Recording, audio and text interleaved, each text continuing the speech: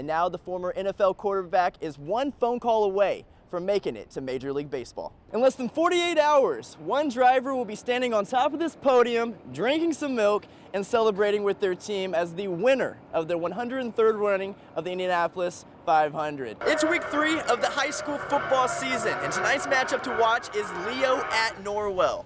Norwell on the road comes into this one relying heavily on their running back Peyton Wall. Playing a little cornhole for this big SAC rivalry game between Homestead and Carroll. Now it's a big week. The FFA gets to pick one game a year where they come and they tailgate, so it makes sense that they picked one of the biggest games of the season. The same strain calf that we've been talking about since April, and the one that he said wouldn't cause him to miss any snaps at the QB position come preseason. The wait is over for Bishop Dwenger fans, players, and coaches. The newly renovated Shields Field opens for business tonight. Ball State men's volleyball team had their eyes set on starting 1-0 in the MEVA Conference over the weekend, but it wasn't going to come easy. Home might be where the heart is, but for Blake Siebeneller, the past few years, it's been wherever the puck lands. Indiana Tech lacrosse team's success in recent years proves that they're a tough opponent on any team's schedule. But to these teammates, lacrosse serves as the crossroad for the bonds that they've created. Teammates, friends, family. For some teams, the interactions with each other stop once the game ends. But these players keep a connection that's deeper than their sport. It's cliche, but it is a family of sorts. You know, we spend a lot of time together, and it's a tight-knit group. The Warriors spend up to 5 hours a day with each other, 6 days a week. They even have a buddy system, where an upperclassman buddies with an underclassman and serves as their mentor. Mine is Dylan. He's a freshman from Wisconsin. I hang out with him every day pretty much on campus. With eyes set on a national championship this year, the mentors understand they have a key role in giving their mentees advice. I've been there, that freshman nerves for the first couple of games. I tell them, you've been playing lacrosse for a decent amount. You're good enough to be here, so be confident and wear that out on the field. Whether the Warriors win the conference or national title this year, this team has created a tie that'll stretch beyond their 4 years in college. As the years went on, like the months and weeks practicing together, I became very comfortable with everyone, and I consider having another family here when I'm away from home. Solid chemistry is at the core of this team. The Warriors are 5-1 on the season and are on a 3-game winning streak heading into their matchup on Saturday against Concordia University. Reporting from Indiana Tech, Colton Howard, ABC 21. It turns out Indiana does have an all-star this baseball season. He hails from a batting cage in the country, and he can hit it a country mile. Did he drive here? We hear that a lot. What are you feeding that kid? We hear that a lot. Do you have his birth certificate? The most important piece of paper 12-year-old Cameron Spalding owns is a plane ticket to and from Washington, D.C. to Major League Baseball's All-Star festivities, and he earned it by getting into a little trouble. So we were at a tournament in Greenfield. My grandma wanted to go eat, and I was like, no, I want to compete, because I just saw the competition after the game we did. Grandma agreed to let her guard down, and Cameron caught fire. Victory Field, Guarantee Rate Stadium. He won them all and qualified for the finals of Major League Baseball's pitch, hit, and run contest. Top 24 of 650,000. It's not bad. No, not bad. Maybe a little luck, but definitely a lot of skill involved for Cam Spalding as he takes his talents to Washington, D.C. this week for the All-Star break. And it comes with a pretty cool bonus, too. I'm competing, and then I get shag balls for the home run derby. There's the best hitters in the game get to hit, and you never know if you're going to take one to the face. The biggest moonshot isn't going to come off the bat of Baez or Schwarber. That belongs to one beaming mom. Oh, over the moon. I couldn't be more proud. So as long as he stays positive and happy, and I will be very proud of him. Keep crushing it, Cam. Colton Howard, 24-Hour News 8.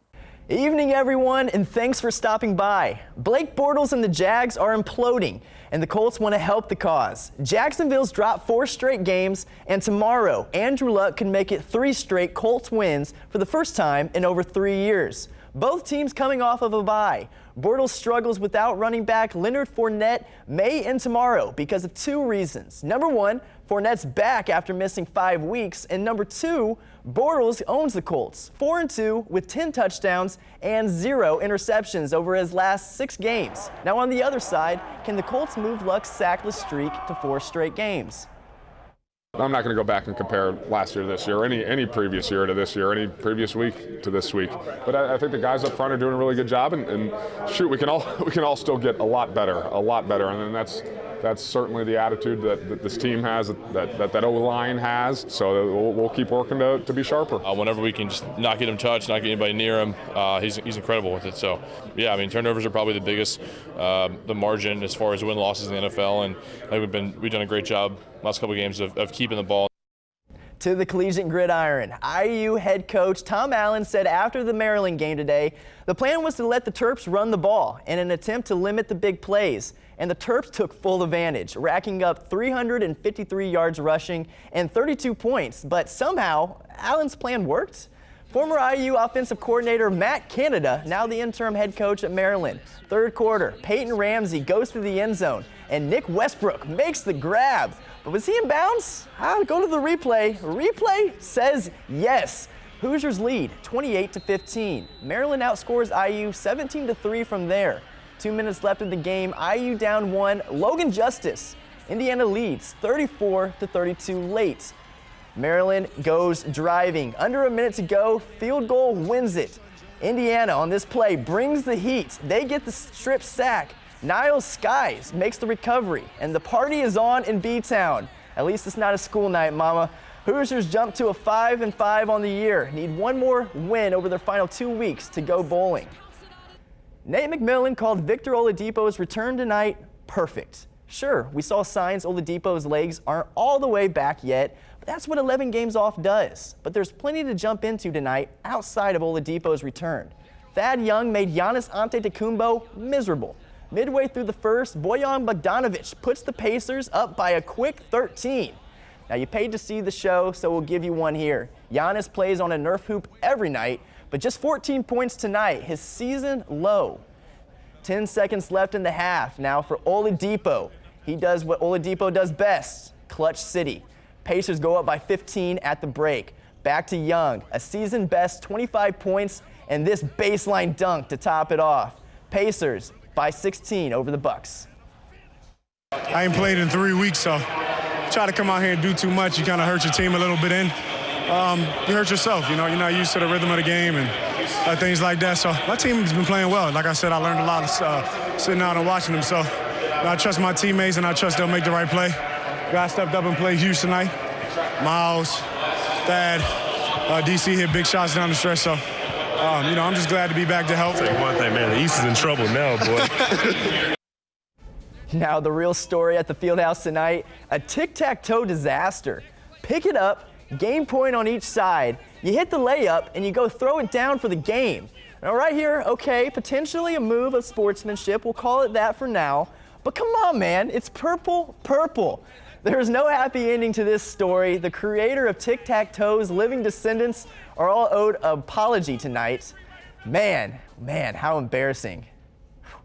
Thanks for tuning into sports. I'm Colton Howard. Have a great night.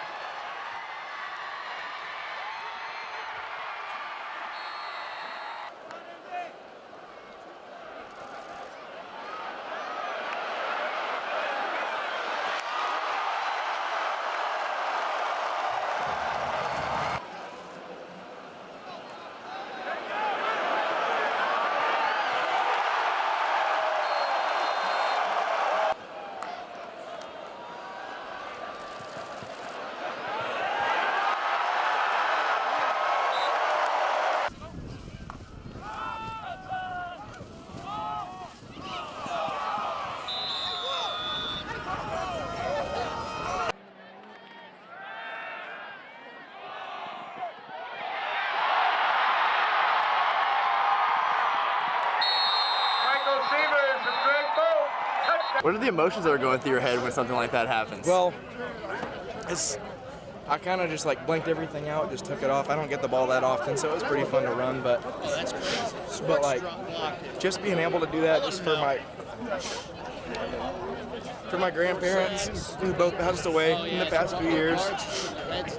They live far away. They never got to see me play, but I know they saw that one. Getting to do that for my team, that's just, in a game like this, it means the world.